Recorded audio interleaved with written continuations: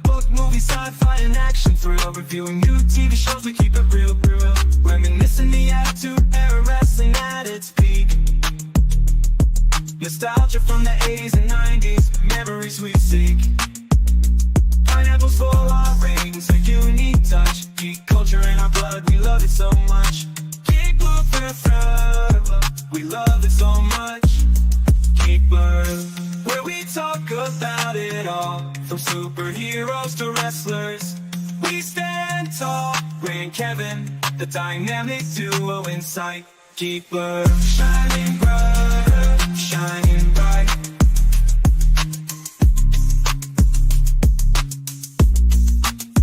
Did you hear about Pluto? That's messed up, right? Geek Blue, taking you on a nostalgia flight. From movies to TV, we cover it all. Join us in every week, we'll have a ball.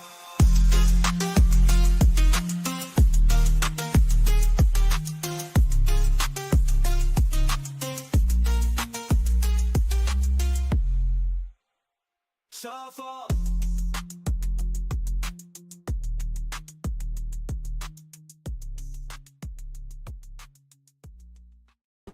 Hey, What's going on? Why are we on the side? I don't know, man. Well, There- I don't like oh that my either. God, I'm like, yeah. There we go. They were better. Much better. They changed everything on here. So, what's going on, Kevin? You're down. You're on vacation down in Florida. We're gonna get into that in a minute. I did want to bring up something that I listened to. Adam Richman, I did mention it to you when you're on your way home to listen to this. He was on Fat Man Beyond last week with Kevin Smith and Mark Bernardin. Great interview with him. He's a talker just like Kevin Smith, so they had a great repertoire together. Of course, if you don't know who Adam Richman is, Man vs. Food, that was huge, 15 years ago? Maybe 20 years ago. Mm-hmm. And he also has a new show on Hulu. That's what he's promoting. It's been around for a while, but The Foods That Built America, and there's a whole bunch of other ones. Toys That Built America. He's one of the panelists on there that talks about the history of things. Pretty cool. Very interesting guy. How he got his start. He talks all about it. I do recommend you to listen to that.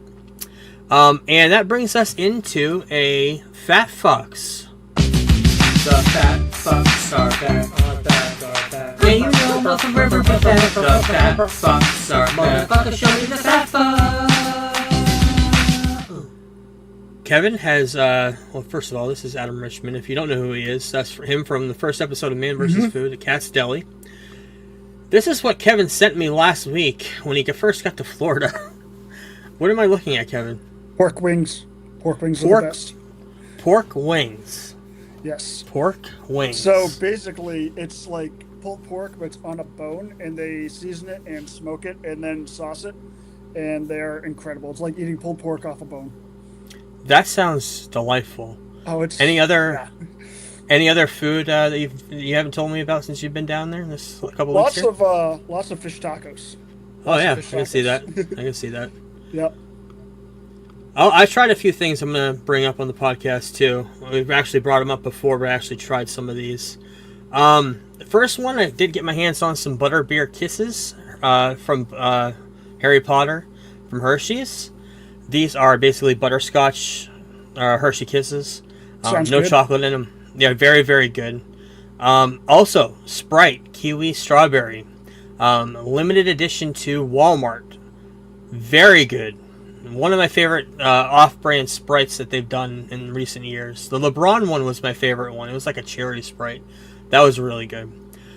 My favorite thing that I tried this week was the Hot Honey Pizza Dip that I found at Walmart. I actually got another one today because I finished this last week. This dip is really, really good.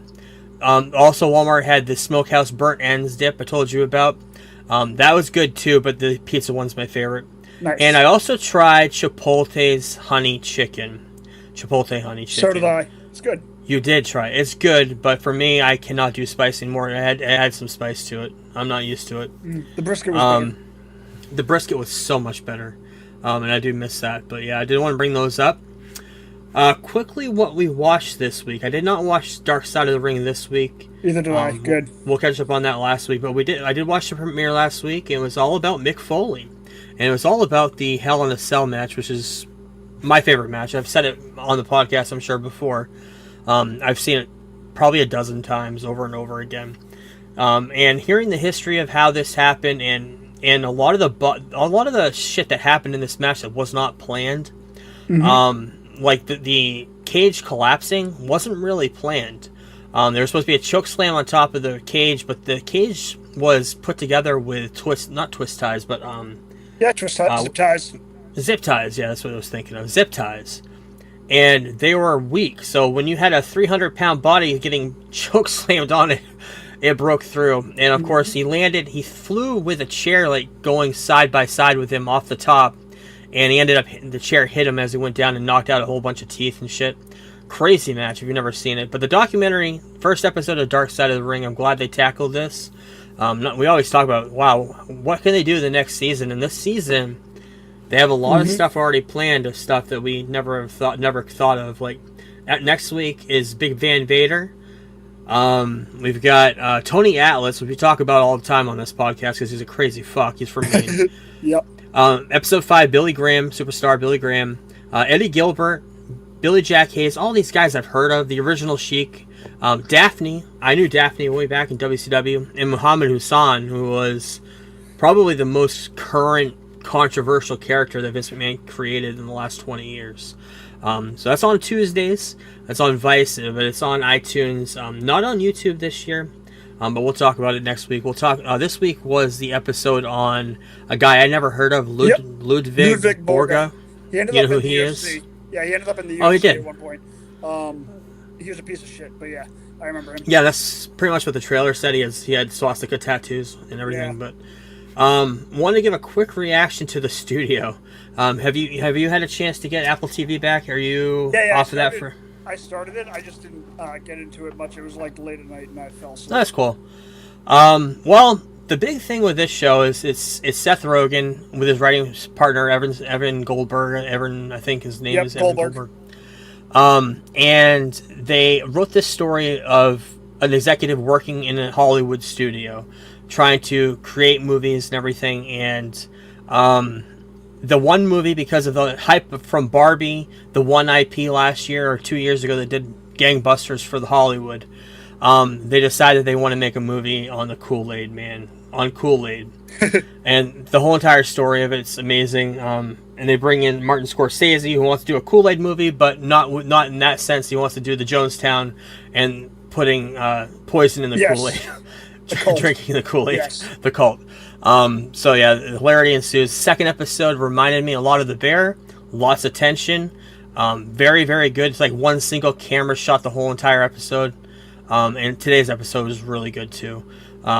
Great show. So far, guest stars Paul Dano, Bryan Cranston, Catherine Hahn, Martin Scorsese, like I mentioned, Catherine O'Hara, Charlize Theron, Steve Buscemi. This week's episode had Anthony Mackie, Dave Franco, and Ron Howard.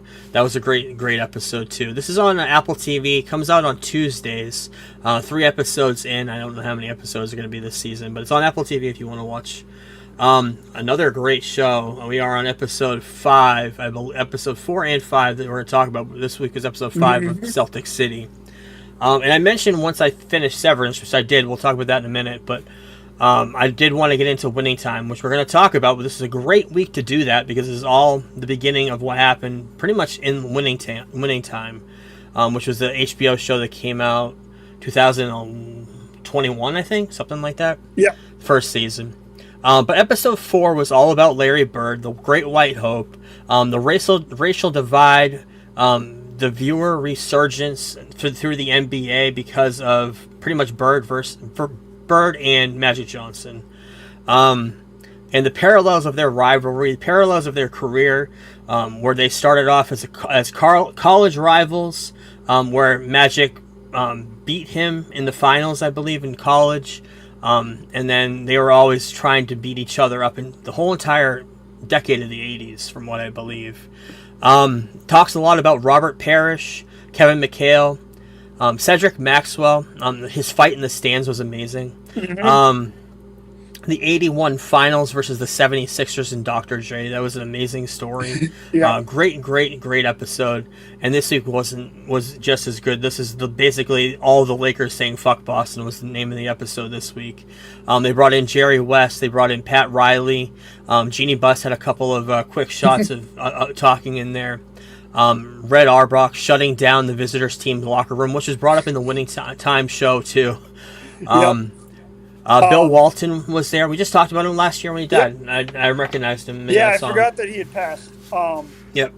Yeah, the cool thing about this that really made me remember is because they interviewed Tatum and they interviewed Paul Pierce, and the two stars of the last two generations both grew up in separate Laker dynasty fans.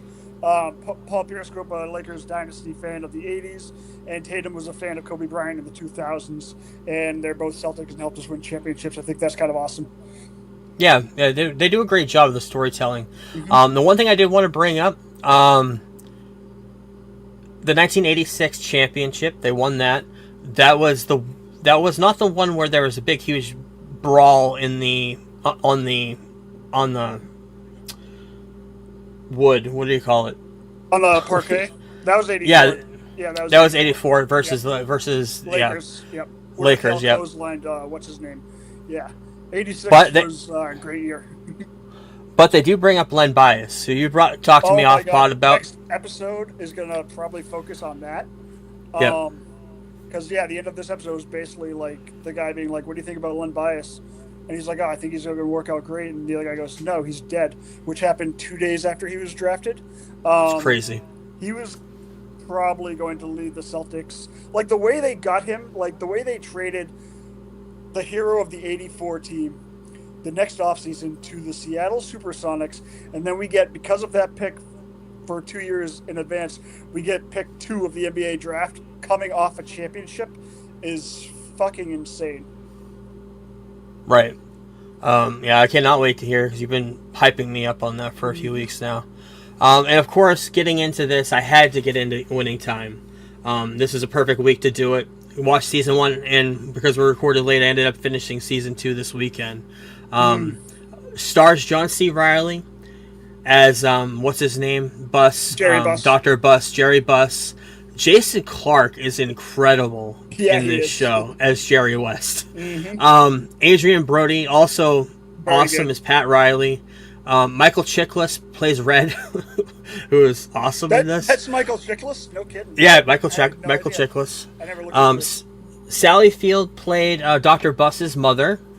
Mm-hmm. Jason Segel played one of the coaches. I can't remember his name. One of the coaches that took over after. He was the first coach. Yeah, it was good in this. Wood Harris played one of the basketball players. Those are the most notable people that I recognize. Lots of cameos. Mike D was in an episode. He played like a DJ at a party for the Beastie Boys. Mike Epps played Richard Pryor. A lot of cool like inside Hollywood, inside basketball stars and cameos throughout the whole entire series. And season 1 was great. The story of how he got the Lakers, and how he was trying to get the championship, and how they got Magic Johnson, and talks the very beginning of the first episode. Which I think they would have tackled if the show had lasted longer, was Magic Johnson finding out he had AIDS, which was pretty cool. Well, not cool for him, but cool to see. And then season 2 was all about the rivalry between Bird and Magic Johnson and trying to get this team united and finding the right coach to do it. It ended up being Pat Riley, who I know... He played for like 8 seasons with them as the head coach, something like like that. And at the end of it was 84, the 84 champion. It was the very last episode, right? And that's the one where the Lakers lost and the Celtics won. And there's a riot, and all the fans came out of the stands. Fans were attacking people and fighting with players. It was nuts. And there's one scene which they showed in both the documentary and Winning Time of a fan jumping up on the basketball hoop and just like waving his shirt around because they won. Crazy. And the season 2 finale also started with the classic 80s HBO opening title. I don't know if you remember that when you watched it way back in the day. Yep. That was a great touch to that episode. because it was just great. Get you into that time period. And of course, in contrast to the Celtics documentary, you're seeing a whole other side because you're getting a love fest. You're getting the love fest of the Celtics. Yep. In winning time, you're getting the love fest of the Lakers with all of the hate for the Celtics because everybody hates the Celtics. They're definitely the one team in the NBA that everybody universally can hate.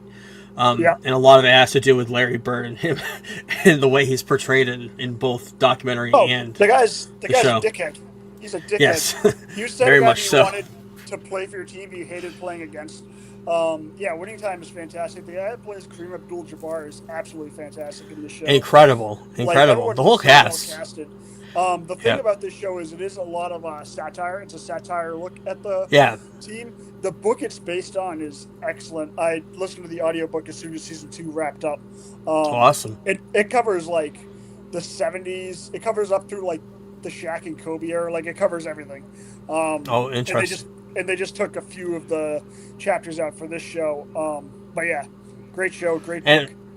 And like you mentioned to me yesterday, this show was canceled 5 minutes before the season 2 finale. Yep. They had kind of had an idea, so what they did is they filmed a finale for season 2. They filmed 2 endings, and one was the one that we saw, which was going to be a series finale, kind of giving what's going to happen with the characters later on in the decades to come. And they had another one that was probably going to end right where Magic Johnson's kind of looking like he just got defeated, and that probably was going to be the ending. But and of course, it got canceled, so that's the ending we got with. We're showing what happened to everybody after the fact. And I would have been great to see the late '80s. I would have loved to see the rivalry where the Lakers actually defeated Boston. It would have been great to see his AIDS, finding out he had AIDS, and having to actually retire, and finding out that whole story of that, because that's, a huge thing. I remember when even I wasn't even in basketball, and I remember that, and Dream Team and all of that. I remember all of it, but so that was another thing I was thinking. He retired in what, 89, 90? 91. So he came back for the Dream Team in 92. He already had AIDS. That's interesting. He played. And he retired.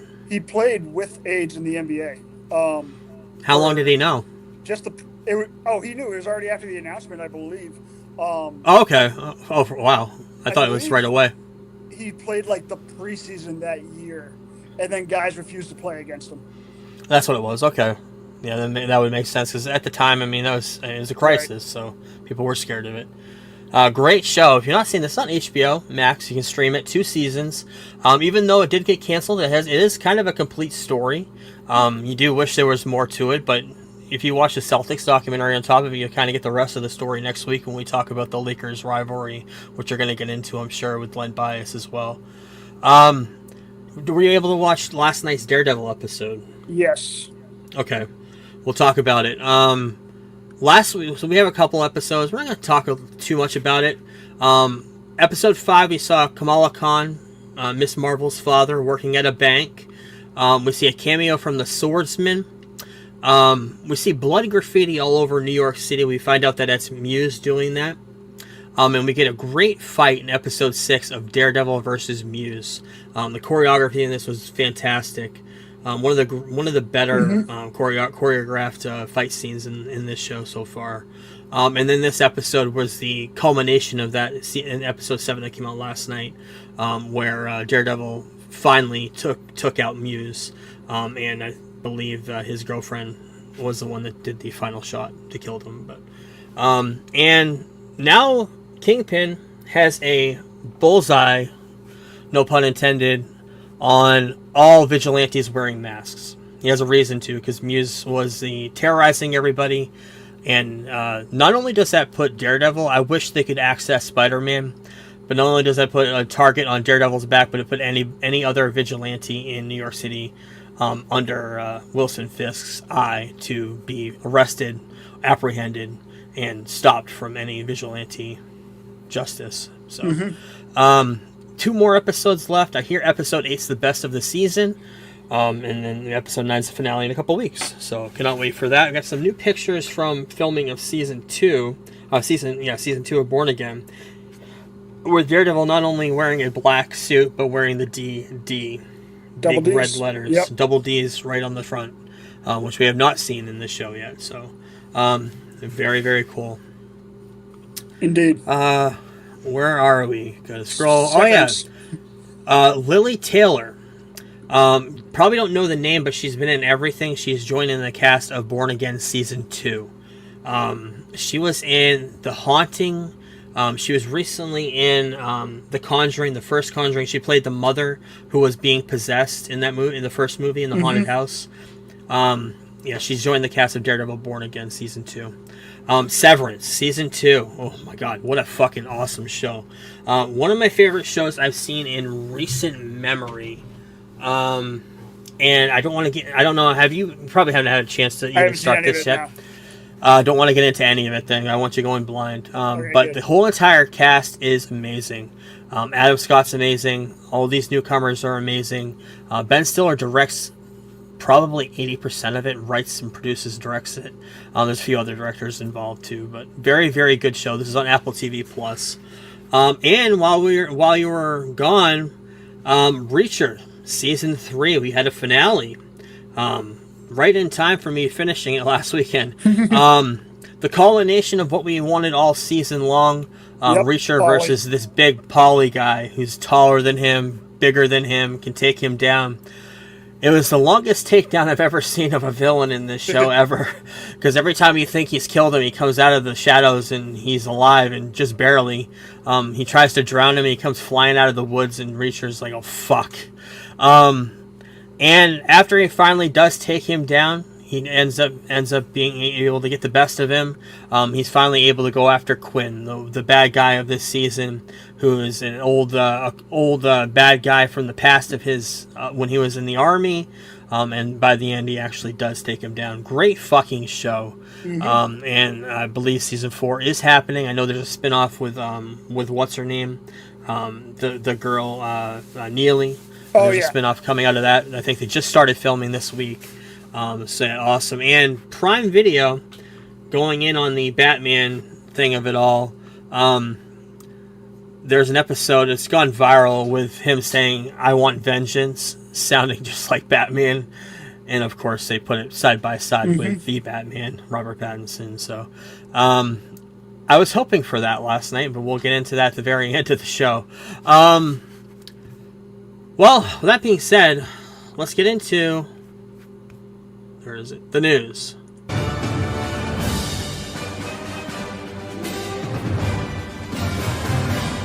And it's not a new segment of the trailer roundup. I got a new trailer for the second season, the final season of Andor, coming on April 22nd, just 3 weeks from today, or yesterday. Yeah, it looked really good. I love this new poster that came out too. Yeah, I cannot wait to see this. It's going to bridge the gap of everything. It's going to be pretty much Rogue One 0.05. So cannot wait for that. We got a new trailer for a movie starring Leonardo DiCaprio, One Battle After Another. Paul Thomas Anderson, I believe, directed it. Coming out September 26th. Also starring Sean Penn, Benicio del Toro, Regina Hall, a whole bunch of others. Looks really, really good. Kind of. I'm like 50-50, maybe even 75-25 with Leo movies. I don't know. But I probably would watch it though. It's one of those type of Leo movies I'd watch. Another movie. Have you seen the trailer for this? Fight or Flight with Josh Hartnett. I have not. Oh, watch this trailer. This is of course, a set on an airplane, and Josh Hartnett is on an airplane. It looks like John Wick on an airplane with Josh Hartnett with a blonde hair. It looks really good. Watch the trailer for this. Last weekend's box office, Snow White, or 2 weekends ago, won with $43 million. Black Bag, I don't know what that is, and Captain America both were second and third for $4 million. And they're saying that Snow White underperformed big time, earning $87 million globally. It had a $270 million budget, so, and then you add in, of course, promotion and everything else that they had to do leading up to it. It's gonna be a big loss. But it had a lot of controversy. It wasn't just the movie itself; it had a lot of controversy lined up with it. So yeah, Alto Knights, this movie where Robert De Niro was playing himself as like kind of like another dual role, bombed, had 3 million. Magazine Dreams only had 700,000, but I don't think it had a big, huge open. I don't know how many theaters it opened to, but I don't think it had a huge one. But that's the one with Jonathan Majors. And last weekend's box office, A Working Man, starring what the fuck's his name? Jason Statham. Yeah, him. That's the guy, Jason Statham. Yeah, he was number 1 in the box office last week. Snow White was number 2 with 14, so big jump off for that. And Chosen, The Last Supper, some religious movie, 11.4 million for third. I keep hearing about this show on Netflix, Adolescence. I don't know if you've seen it or heard of it. I have not. It has the best ever 2-week total for a limited series. Had 66.3 million views. I don't remember. There's a big star in this. I can't remember who it was, but Adolescence. Probably keep an eye on that and see. We'll have to go back and look at it. But rest in peace to Bruce Glover. Probably don't know the name. Probably even know the name, what he looks like now, but back in the day, he was in Diamonds Are Forever. He was in a whole bunch of TV shows, movies. He played the villain. He was in Diamonds Are Forever. He was the one that was kind of, I think he was gay. I think he was something like that. It was him and another guy. It was Mr. Wint was his name. He was an assassin. He's also the father of Crispin Glover. Yep. That's why he looks a lot like Crispin Glover with a wig and a mustache and old face makeup. But yeah, rest in peace to him.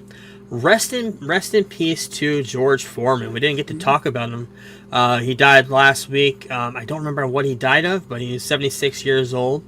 Rest in peace to him. There was another big death that happened today. We're going to talk about the very, very, very, very end. Okay. Because we're going to give him a proper send-off. Americans are now spending $69 per month on video streaming. That is ridiculous.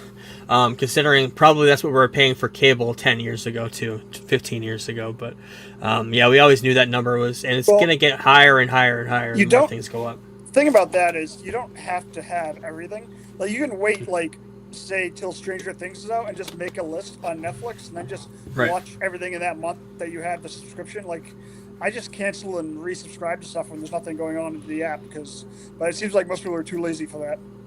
Yeah. I don't want to get into this fully because this Hulk Hogan thing that happened this week with Brooke and Linda, that video was, oh my God.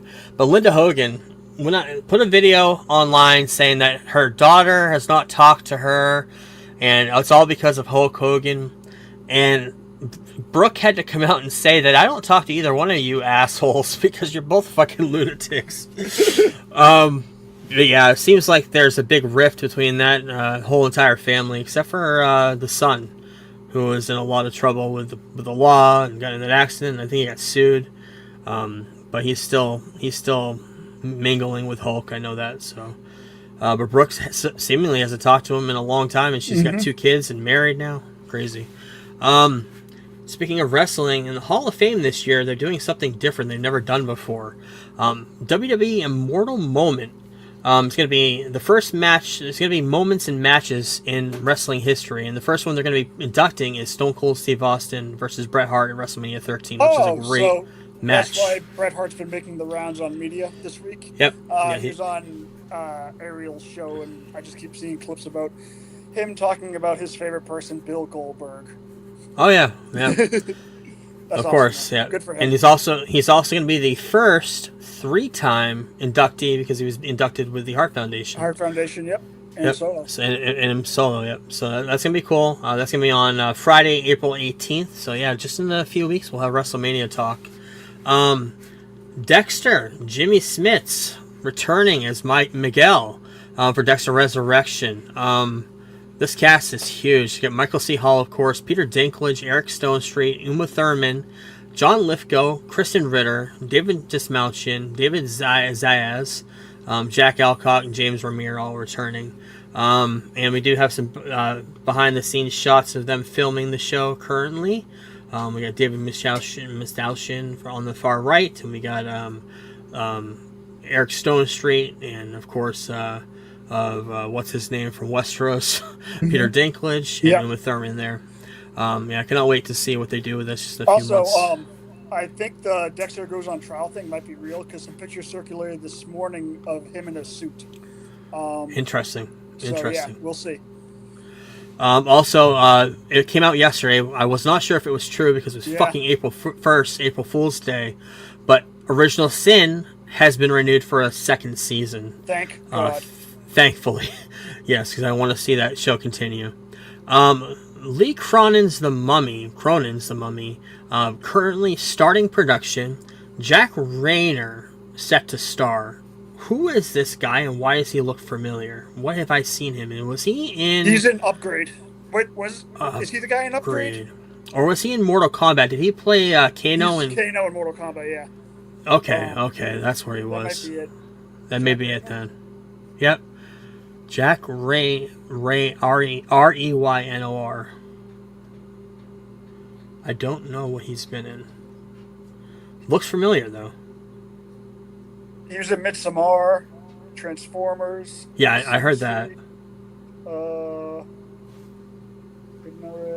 Maybe he wasn't Kano. Cherry, he was in Cherry. He looks like he could be Kano. He looks like the guy that played Kano. Yeah. Macbeth. Nothing really sticking out. A couple Transformers movies. Maybe it's Transformers I saw him in. That could have been what it was. Yeah, nothing else sticks out. Well, he's going to be in the new Mummy. Oh, nice. Yeah, he's going to be starring in that. Got the first look for Final Destination Bloodline. We had the first look of Tony Todd's character. Of course, Tony Todd has passed away. If you know Tony Todd, this does not look like the Tony Todd of yesteryear. Definitely frail. He was dealing with a cancer, I believe, an illness. So he was at the end of his life here. Yeah, it's weird. It's weird when they do that for Hollywood, especially stars when they don't stop working. They're still going through some. It's kind of like Chadwick Boseman. Yep. Linda Cardellini is set to be the lead role in Friday the 13th prequel series on Peacock. We talked about it before, called Crystal Lake. She's going to be playing Jason's mother. Good. Yeah, Jason's mom. And I believe it's set the summer before, or is this set? It's kind of showing her downfall. What happens when she goes to the lake and kills all the teenagers? But I don't know if they're going to get that far into it or not. This has been picked up for a series since 2022, so it's been a while. They're finally greenlighting it and getting into production. So.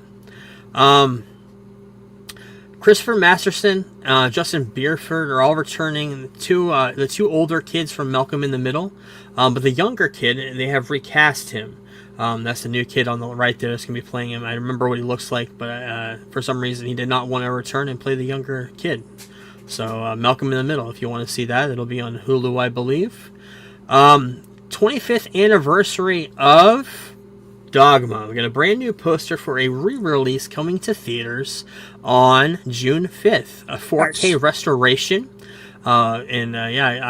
It's my favorite Kevin Smith movie. It's awesome. Chili's opened up a Scranton Chili's branch. If you know the show The Office, their first episode of season 2. They do the Dundies in the Chili's, and basically they did a whole reenactment of that in this little fake commercial that they had. It opens on the 7th of this month in Scranton, Pennsylvania. But they had some stars from the show. They had some cameos from the people that worked at Chili's in that episode. And of course, the picture I have here, I believe, is Jan and her intern that worked with her in like season 2 or 3. But yeah. Renee Zellweger has joined the cast of Only Murders in the Building season 5. Love that show. Netflix is going to shoot a pilot for a Different World sequel. The show originally came out in 1987, I believe, a sequel to or a spin-off to The Cosby Show, I think. But yeah, I remember seeing some episodes of this growing up. But that's going to be on Netflix. Scooby-Doo, a live-action series, also coming out on Netflix. Of course, synonymous with James Gunn. But this is not him. This is somebody else doing it. But yeah, there's going to be a whole series live action. Moonlight director Barry Jenkins is going to direct a biopic on Ronnie Spector. I'm kind of interested in that, and also interested because Zendaya is going to be playing Ronnie Spector. So yeah, it's going to be called Be My Baby. It's A24 movie. Yeah, that's kind of cool. Talking about the studio show earlier, the original idea for that was something that Seth Rogen said Ridley Scott had pitched him years ago. That Ridley Scott wanted him to star in a fancy Monopoly movie. Mm-hmm. He said, imagine a helicopter shot at Central Park, looking down on it, pull up and you see all the buildings surrounding. What does it look like? A Monopoly board. I was like, fuck, that's good. Yeah, Ridley Scott doing a Monopoly movie would have been weird. Billy Joel documentary on HBO is going to dive into a whole bunch of, it's going to be a 2-part documentary. We're going to dive into a whole bunch of stuff that's quote unquote hasn't been explored. So yeah, the documentary is called Billy Joel and So It Goes, coming out this summer. So excited about that. Got some new character posters for How to Train Your Dragon, the live action movie, coming out on June 13th. We got Toothless there and a whole bunch of others. Looks good. Got a brand new poster for I Know What You Did Last Summer, which comes out July 18th, which gives me 3 months to catch up on these movies. I've never seen any one of them. Only 2. Only 2? I thought there was more. Yeah. Okay, so that makes it easier. Yeah, exciting. Also got a new poster coming out, I believe, next week or this week or one of these weeks, sometime. Accountant 2 with Ben Affleck and John Bernthal. You saw Novocaine. What do you think of Jack Quaid playing? What do you think of Jack Quaid playing Max Payne? A lot of people are comparing that role for some reason to it. Yeah. Okay. I mean, I like Jack Quaid, so. I liked Max Payne. I liked Max Payne back in the day. I love the game. Yeah.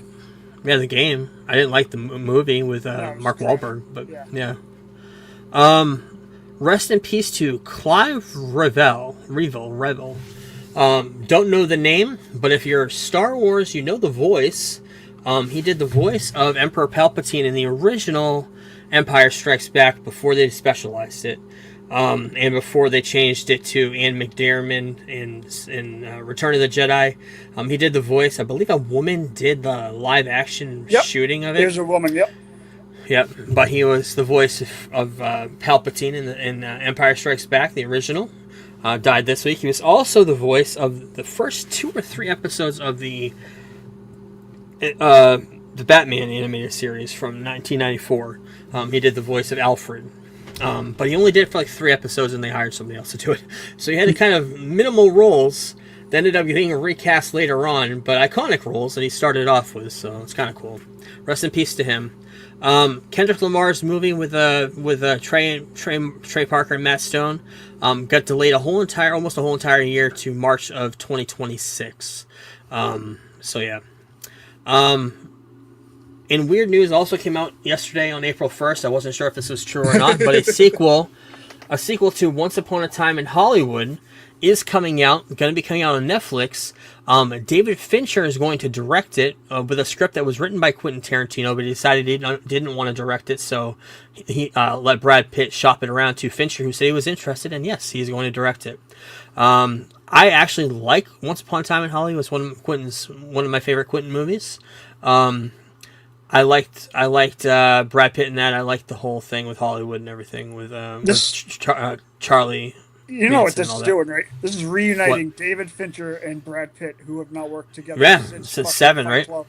Fight Club. 7 Fight Club, yeah. Yep. Yeah, it's huge. I'm happy. I'm pumped. Yep. Very cool.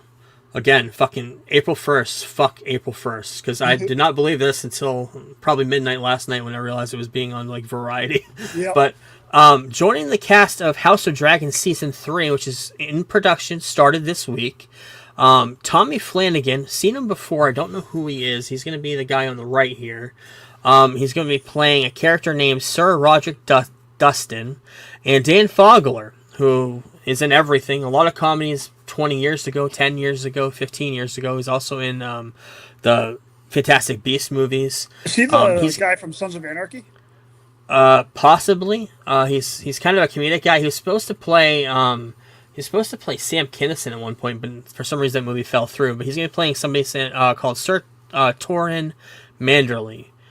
Do you know these characters? Because a lot of people are hyping one of them up. I can't remember which one it was. That really liked one of them. The Manderleys are big in the original Game of Thrones series. They're a house in the north. Okay. Remember when the the Battle of the Bastards was gearing up, and I believe they said no to the Battle of the Bastards. Okay. I think they might be one of those families, or they were the one that said yes. But yeah, they were featured prominently in Game of Thrones big battles because they always would team up with the Starks in the early seasons. Right. Okay. Yeah. So they're joining in the cast. Just started filming this week, so excited for that. Nick Frost, who, if you've seen Hot Fuzz, Shaun of the Dead, all the movies with Simon Pegg, he was his other half of the movie Paul, which is awesome. Nearing a deal to play Hagrid in the Harry Potter HBO series. He's going to be the groundskeeper of Hogwarts. Very exciting, very weird. Of course, Robbie Coltrane played him in the first set of movies. All these actors replacing those iconic roles are going to be strange to see, but I do like Nick Frost. I think he's funny as fuck, and I like a lot of stuff he does with Simon Pegg, so interested to see that. Something you've been hyping up for the last few weeks, Zack Snyder is set to direct a UFC movie. Dana White's going to produce it. And you have any other information on this other than what's going on with it? No one really knows. But yeah, it's officially like greenlit because they've been talking about it for about 3 months. I feel like. So, okay. We'll see. Yeah, officially greenlit. So we'll see about that. There's a new arcade game, Terrifier arcade game coming out. A whole entire huge box set of PS5, Nintendo Switch, everything. I don't know anything about it. You play as Art the Clown as an arcade murdering people, but nice. Yeah. They're probably like a side-scrolling beat 'em up or something like that. Yeah, it's got to be. Yeah. Oops, not yet. Don't look at that. Live action Street Fighter movie has been delayed indefinitely. I don't know why. It was supposed to be out on Legendary. Was supposed to make it. For some reason, it's been delayed. I don't know what's going on with it, but we'll find out more, I'm sure. Game Informer magazine was shut down 7 months ago. Has been resurrected with new owners. This was the exclusive magazine for GameStop, who's having a lot of issues right now. I believe they're going through a lot of closures, a lot of I'm surprised the business is still open, to be honest. I haven't been to a GameStop in probably 7 or 8 years, maybe even longer. But yeah. Call of Duty. Now you can look at it.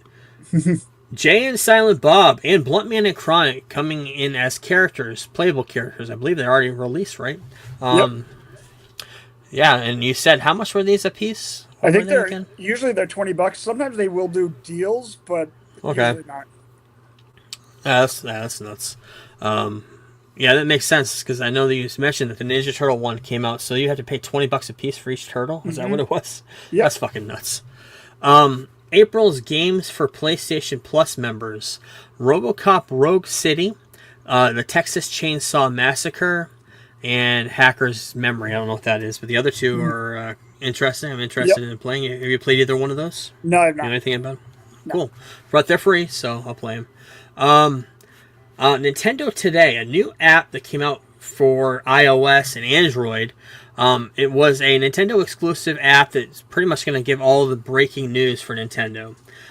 Came out last Monday or Tuesday, and then Wednesday the breaking news was, very first article that came out with is that the live action Legend of Zelda movie is going to be released on March 26, 2027. Yeah, the only thing we know is Wes Ball, who directed Maze Runner trilogy and Kingdom of the Planet of the Apes. He's going to be directing it, and it's going to be live action. That's all we know about it. It's going to be from Sony Pictures. So, yeah, and they officially announced it at the Sony panel yesterday at CinemaCon. So,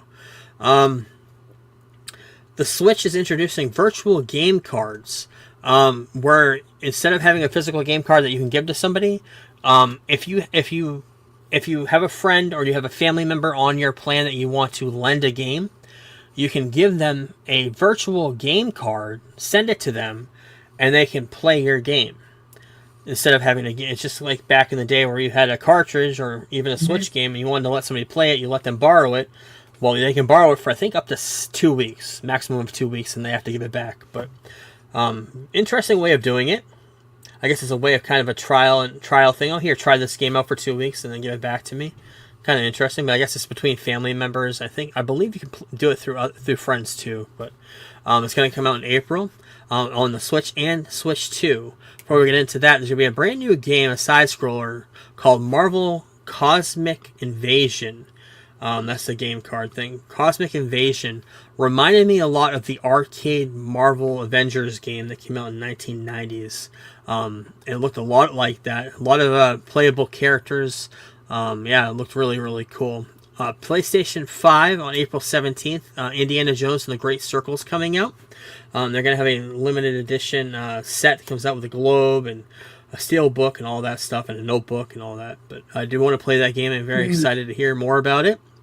But today, as we record, was the Nintendo Direct, Nintendo Switch 2 big panel they had talking about what's going to happen with the Switch 2.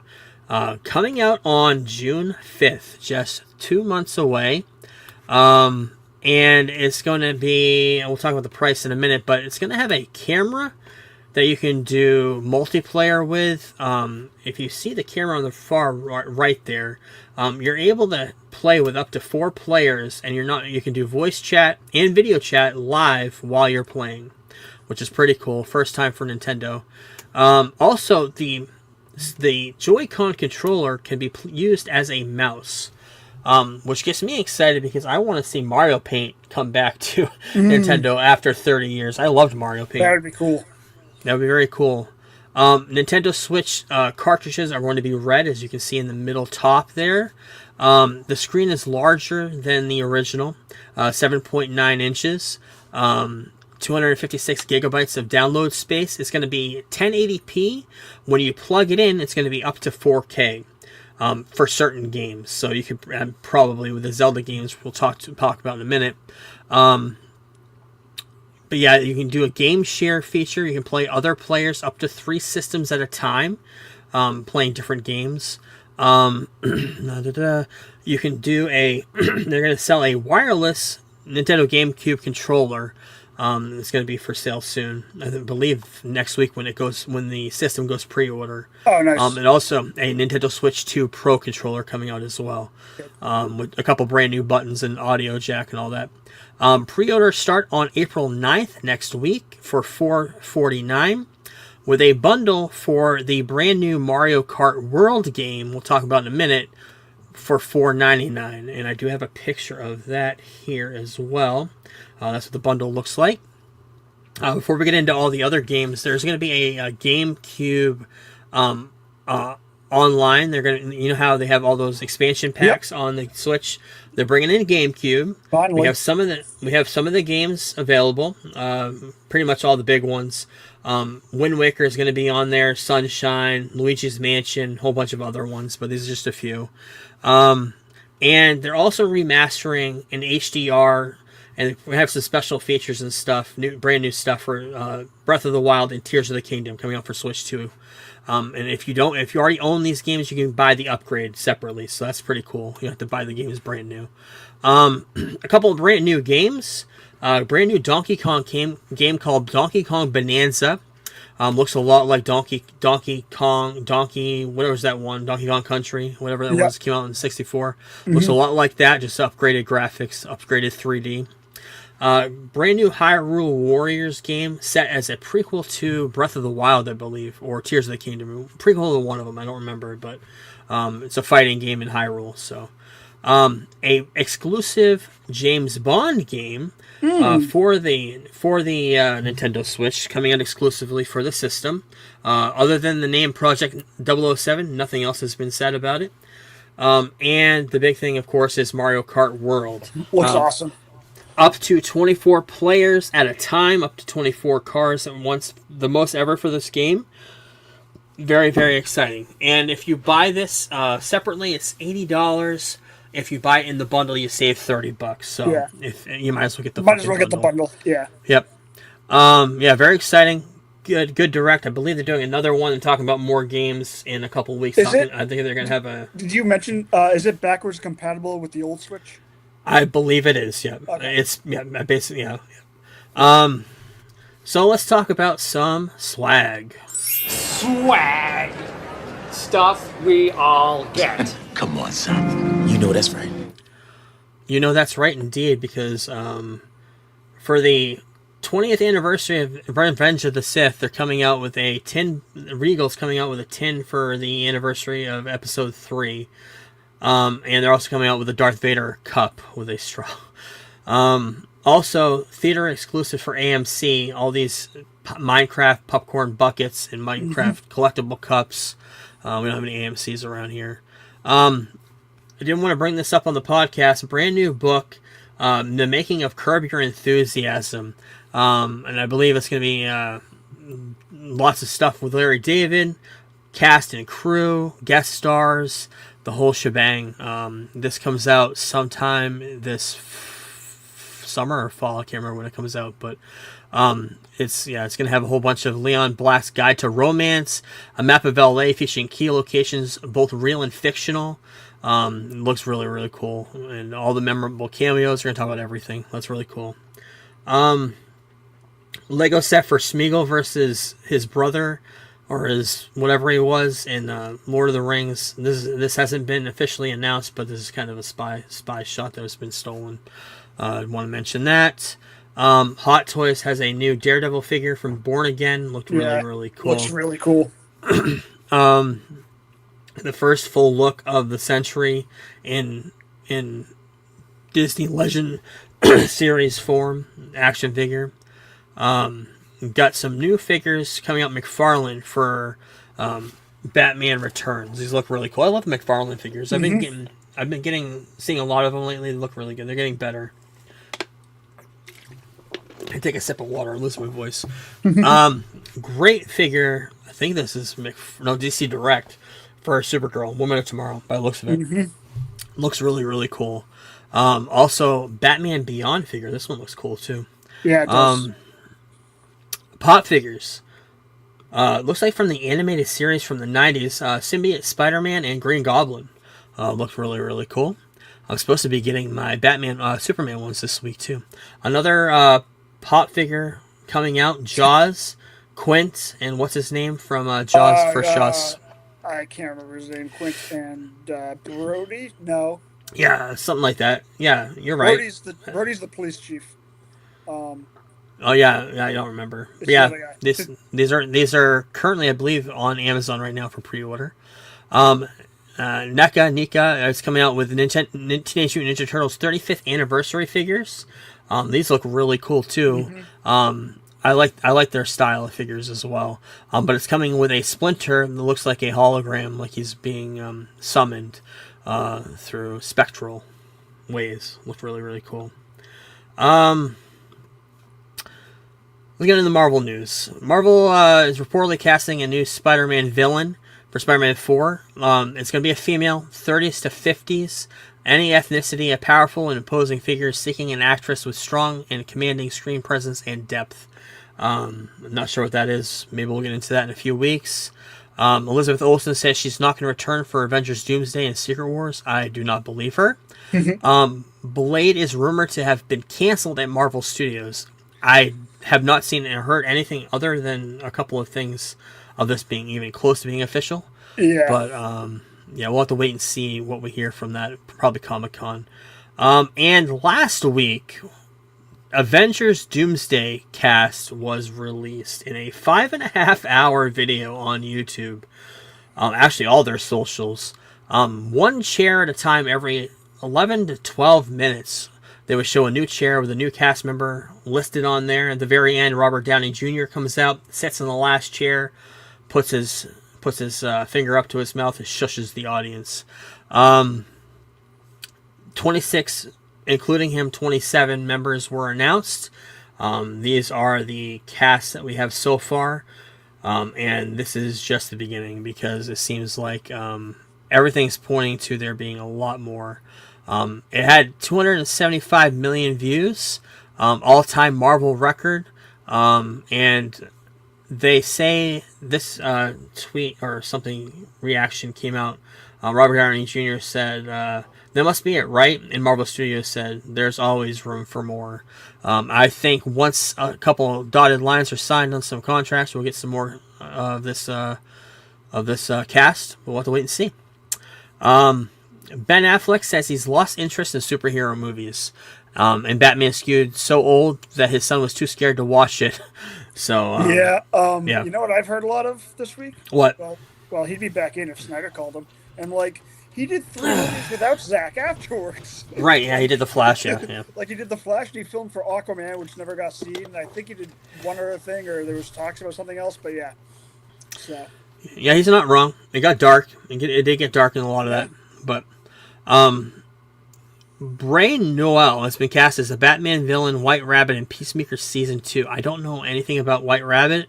This is an issue because White Rabbit, I believe, is supposed to be Latino, so people are upset about it. But I didn't know anything about White Rabbit, and that's one of those things where a lot of people probably didn't know anything about White Rabbit, and they looked into it, and now they're just going to shit on it because the wrong ethnicity or whatever. But yeah, that's the way it Native is. American, she's supposed to be something.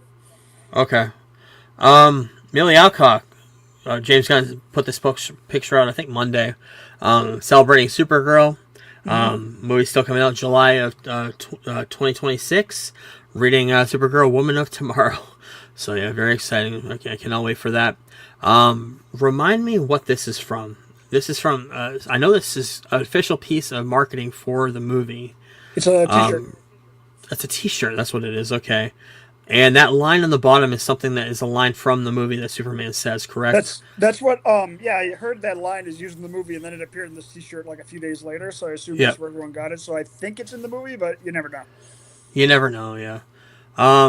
Also, big rumor is that Jor-El, spoiler, if you don't want to know, skip the next 5 seconds, is going to be played by Bradley Cooper. Other than a few people saying that he is in the screening that they saw, we have no official word on that yet. So, Jasmine Cephas Jones joins the cast of Lanterns.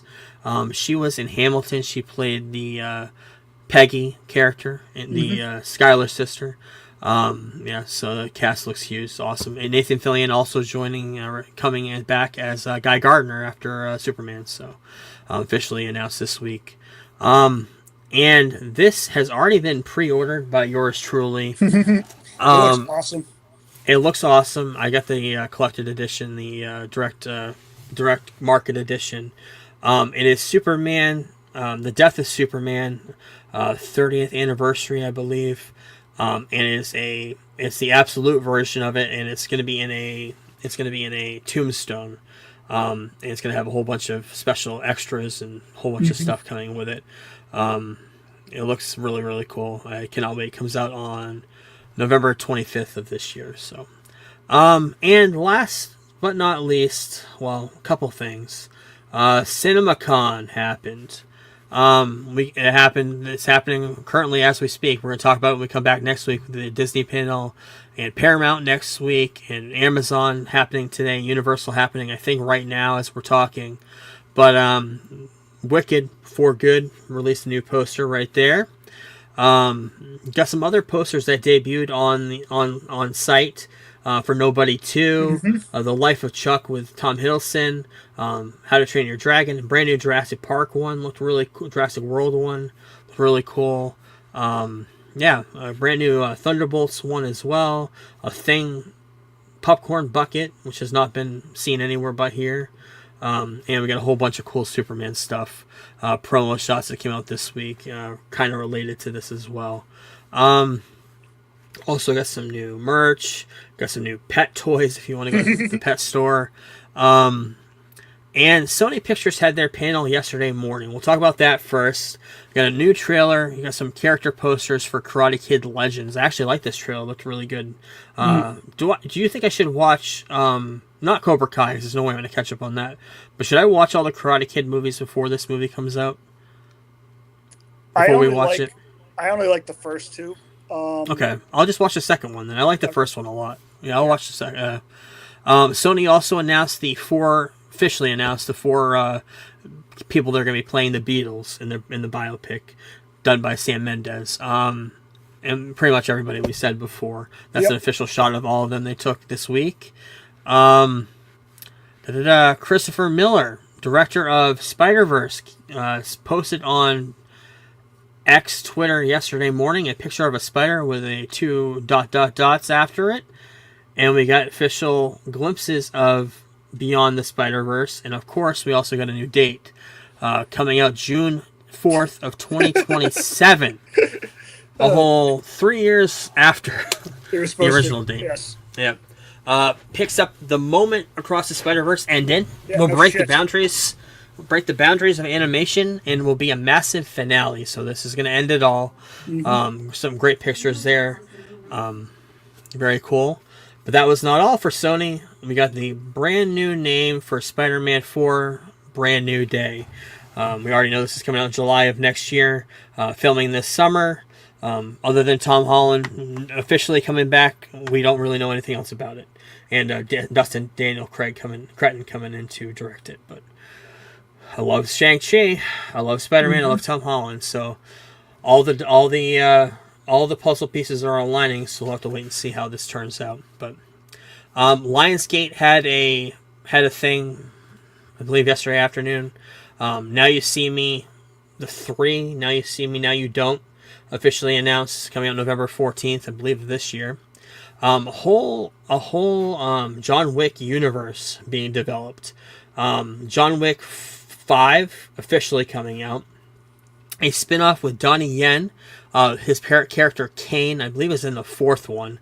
He's going to be doing a direct spin-off to John Wick 4 with him. And a prequel anime movie is in the works.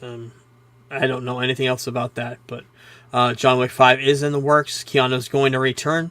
Kind of hard when he died in the 4th one, but we'll wait and see. And finally, last night was Warner Brothers. We were expecting a lot, did not get a lot, but we'll talk about it anyway. Got a new poster for Final Destination, Bloodlines. Got some information on what the movie's, a couple of scenes. One of the death scenes, the character is going to be in a wheelchair. He's going to get sucked into an MRI machine. You can kind of guess what's going to happen there. The Conjuring Last Rites is going to come out this September, on September 5th. It's going to be following the final case of the Warrens. It's also making it the final film in the mainline franchise. So they're going right to the end of their story, and they're going to tell their story. For some reason, they want to be done with it. So I'm glad I got into it last year, so I can get right into the end. A new movie from, I know you liked Barbarian. I believe you saw it last year or the year Barbarian. before. Yep. That director coming in for a new horror movie called Weapons. It's going to be about a town where the entire classroom of children disappears one night without a trace. Starring Eldon Ehrenreich, Julia Gardner, who's going to be in Silver Surfer, Fantastic Four. Josh Brolin and Benedict Wong, who I love him too. Great cast. So yeah. The Bride. This is Maggie Gyllenhaal's Bride of Frankenstein movie, The Bride. It's going to be pretty much the Frankenstein of that movie, played by Christian Bale. Is going to be a lover of movies. And it's going to follow a kind of Bonnie and Clyde type story, where Christian Bale's Frankenstein monster is fawning over movie stars in a movie theater. So that's kind of weird and exciting. We'll see. They also announced some new animated movies: Flintstones, Tom and Jerry, Looney Tunes, officially in the works. Full animated movies. They also previewed Dynamic Duo. We talked about it. It's not DC Studios, produced by them, but not part of the canon. But it's going to be purely puppetry animation. Lots of beautiful cinematography, they say. They show some brief footage that looked really, really cool from what they say. Yeah, so we'll have to wait and see. I guess the footage showed a sizzle reel. Batmobile crashes through a pillar, and Dick Grayson is shown riding on the subway. And they say it looks awesome. So, and before we get into what they showed for Superman, it wasn't much. We were hoping for everything. I think we got too hyped for it. Yeah. But there was announced before this panel happened, there was going to be an extended preview of Superman, played before the Minecraft movie, which comes out this Friday. And this clip is going to be what's going to be playing for Superman. For some reason, I don't know why I put that there, but that's why. American Psycho. I'm not even going to talk about that yet because it didn't happen. Okay. James Gunn Corn Sweat, Brosnahan, and Holt all showed up for their panel. James Gunn started off talking about pocket universes, sorcery, flying dogs, Max Fleischer cartoons, all the stuff he loves from. Yeah, you can keep up with the notes. Yeah, great job. I got you. James Gunn, all the stuff he loves about Superman, pretty much. We just talked about Max Fleischer, so it's fitting. Mm-hmm. Says that he chose to direct the Suicide Squad back in 2018 instead of Superman. He felt that it was an easier option. Now, if you remember the timeline, this wasn't that long after Justice League. So they were taking on that role in 2018 would have been. Yeah, I don't know about career suicide, but it would not have gone over. Like, they needed a much larger break from Justice League to Superman. I'm not even going to count the Snyder Cut. But yeah, they needed a much larger break between Henry Cavill and whoever they cast in 2018, if that's when he had done it. I bet you that 2018 probably was going to be Cavill, though. I don't know if they would have. That's the other thing too, is maybe he didn't want to do a Henry Cavill, right. Superman, because I mean, it's just filled with a bunch of baggage. Yeah, you're right. Yeah. Even in 2018, it's still had a ton of baggage.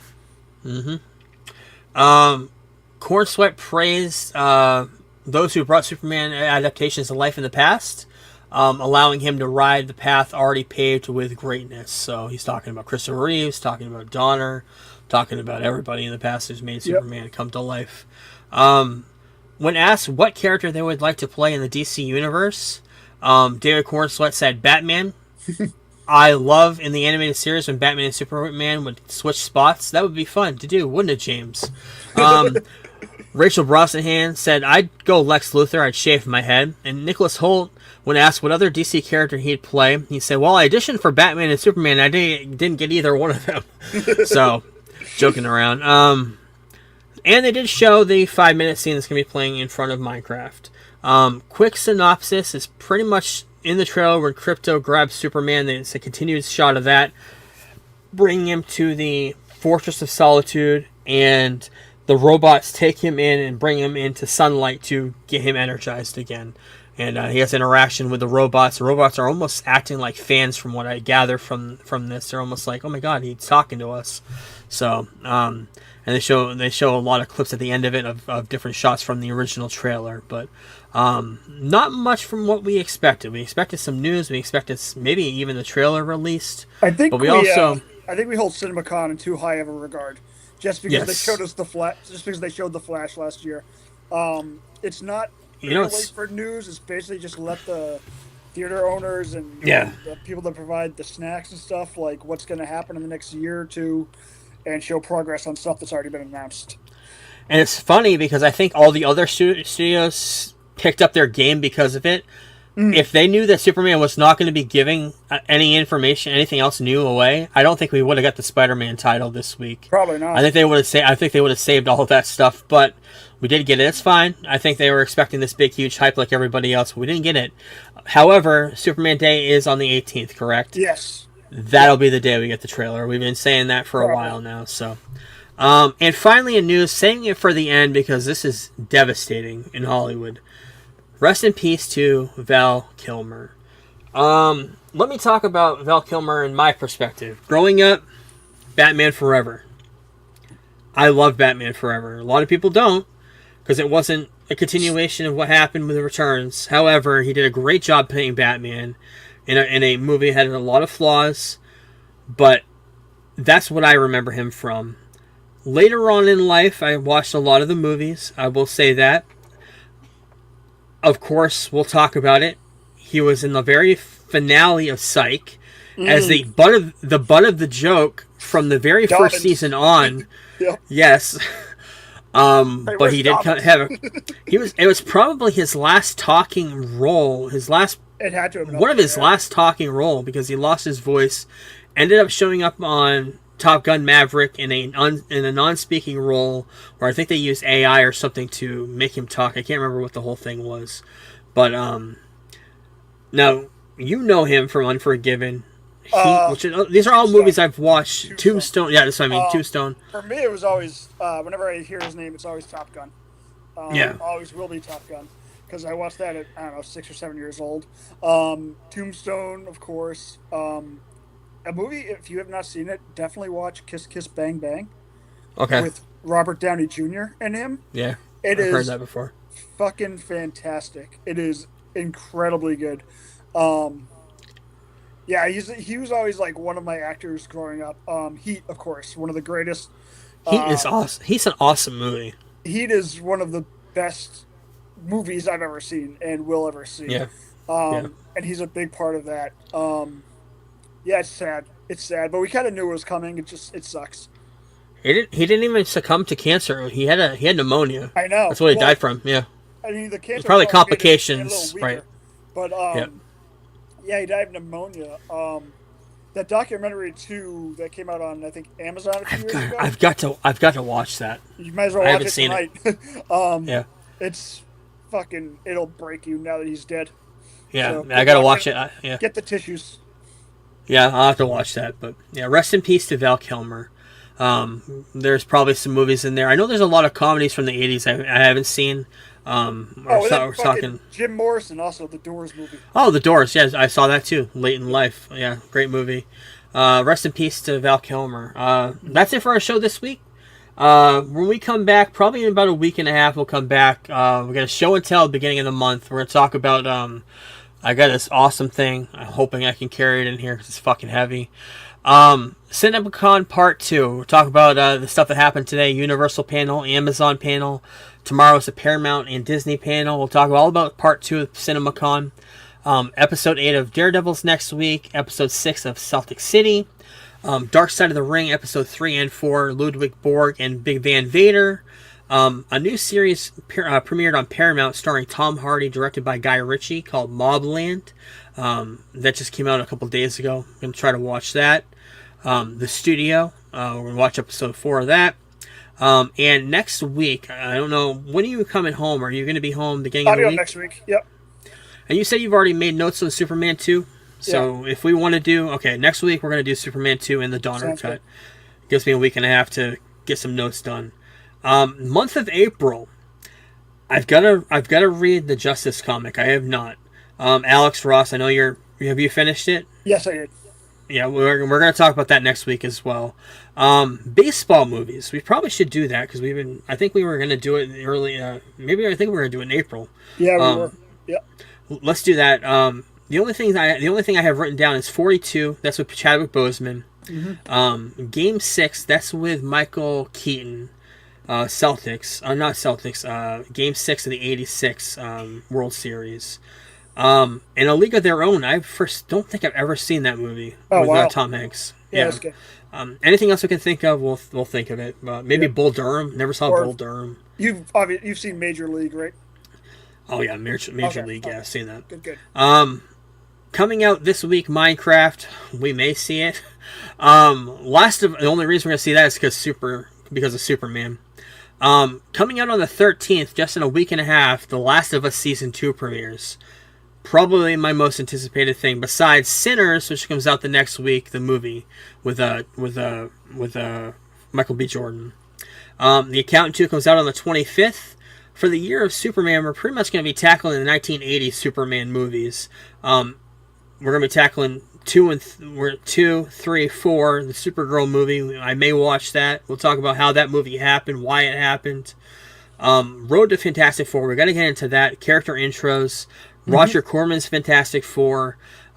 Maybe read the Galactus trilogy, possibly. And for the comic for next month, let's do Luther. I know you recommended that. Sounds good. Yeah, and I believe that's it. Yeah, we'll talk to everybody when we come back in next week. All right. So, peace everyone. Outro. We're the Geek Blurb crew, here to enlighten you. Talking all things geeky, from movies to wrestling to our podcast is the place where you wanna be for all the latest news and nostalgia from the 80s and 90s. We review comic book flicks and sci-fi hits, riding the wave of action movies with all the cool bits. From Iron Man to Star Wars, we cover it all. And when it comes to wrestling, we never drop the ball. Geek Blurb, we're the kings of the nerds. Rating movies and pineapples, our opinions never blurred. Join us each week for a geeky chat with the latest scoop and a dose of nostalgia that. So if you're a fan of the comic book craze, or a lover of sci-fi and all its maze, tune in to Geek Blurb, we're here to entertain, bringing you the best in